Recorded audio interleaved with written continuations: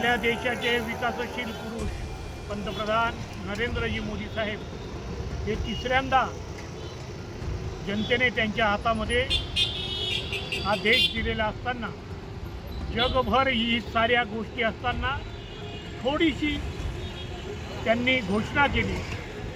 की आपण या वस्तू सोने वापरू नका, तेल कमी वापरा, या साऱ्या गोष्टी सांगून 5 देशांच्या दौऱ्यावर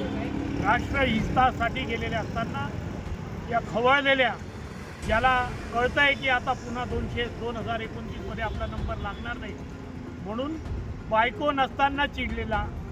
सत्ता नसताना चिडलेल्या राहुलने पंतप्रधानाच्या खुर्चीचा अपमान केलेला आहे, त्या पदाचा अपमान, त्या पदाची गरिमा घालवलेली आहे. आणि एक विरोधी पक्षनेता हा जर असं बोलत असेल की पंतप्रधान नरेंद्र मोदी आणि अमित शहा गृहमंत्री यांना गद्दार म्हणून त्याने ही भाषा वापरलेली,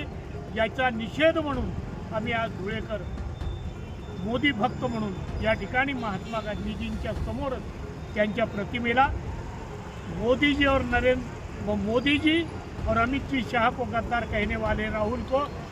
गोबर मारो साले को, हे आंदोलन आम्ही या ठिकाणी